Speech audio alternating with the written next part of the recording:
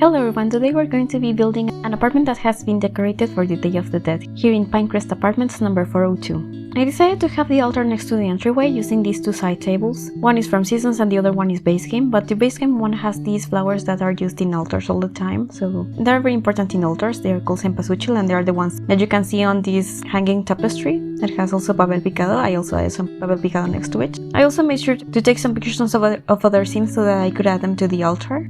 November is my favorite month and this is my favorite holiday, so I was very excited to be working on this apartment.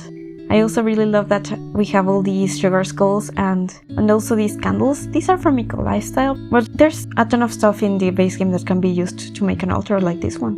There's several types of altars. They're all supposed to have different tiers. The most traditional one has 7 levels, but there's also 2 and 3 level altars.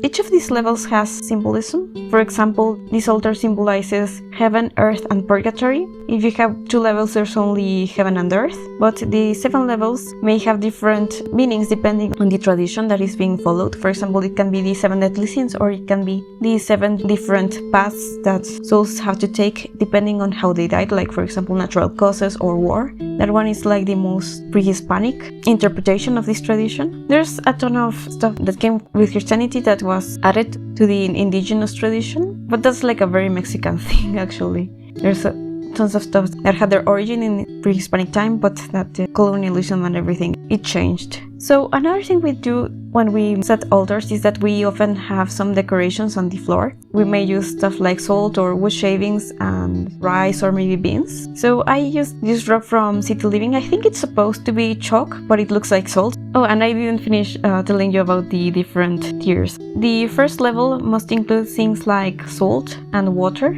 I used this glass of water from the book. It's going to spoil, but it looks fine at the moment. The same with the pan de muerto that I have on the second level. The second level is for the favorite food and drink of the people that are being honored on the altar. I really love that we have pan de muerto in The Sims. I actually know how to make pan de muerto in real life, so it's really cute to have my sim do it too. And on the third level we have the pictures of the departed, and you might have like a cross and other elements. It's important for the altar to have candles and papel picado and all these other elements that aren't specifically for any of the tiers, so I just added them everywhere. If you want to know a bit more about the elements that are used in altars, I do have a short in which I used footage from this altar, but I explain a bit more about each of the elements.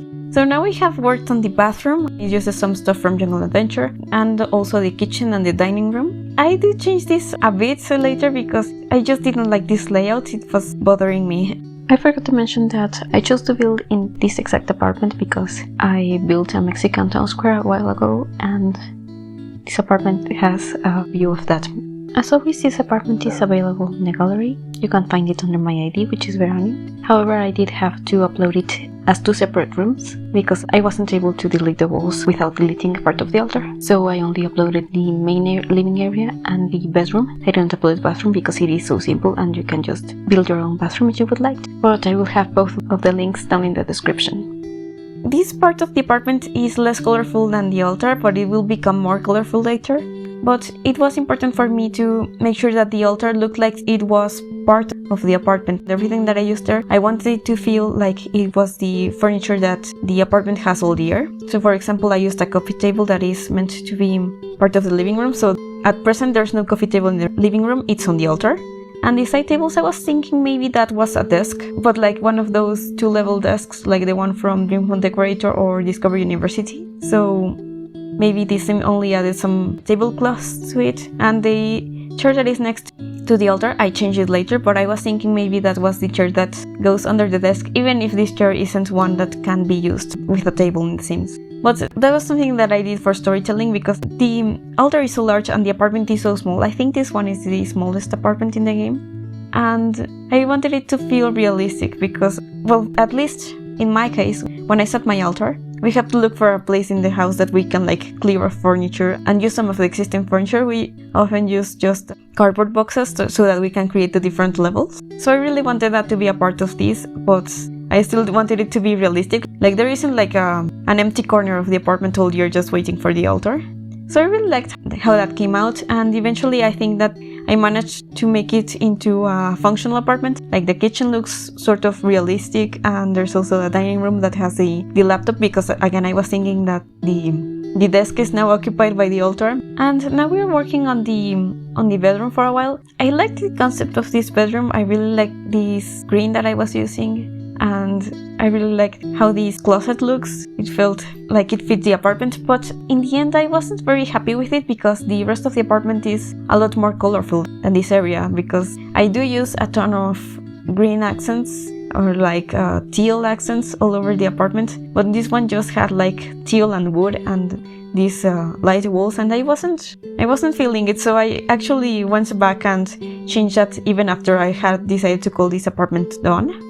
But this is going to be like the layout that I do end up going for. I just changed some of the furniture and some of the colors, and eventually I add a bicycle here in the bedroom, because again I was thinking that the bicycle is probably something that you don't have in the bedroom all year, but with the altar you need to clear some space. And I also decided that this sim, I made it for the Katrina sim that I have pictured on the altar.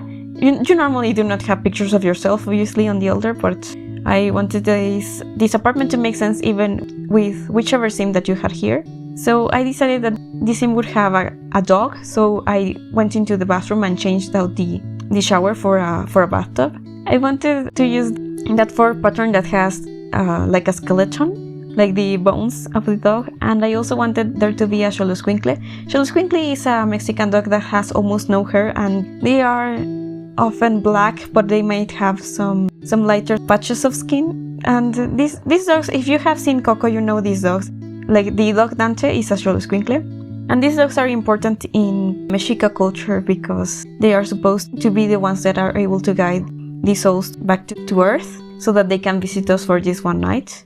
And that is, I think, almost it for the apartment. I just moved some stuff around, add some more color to the dining room, and finish off the altar, adding another of those sugar skulls. But now we are working on the bedroom. I decided to change the bed for this one that has some pink, and it was perfect with these rugs from Dream Home Decorator. They have that green that I have been using everywhere, but also pink and whites, so it now looks like it matches the rest of the house better. I also used some plants and changed some swatches. I added these hanging plants from Tiny Living that I really like, and that's pretty much it for the video. Thank you so much for watching, and I will see you next time.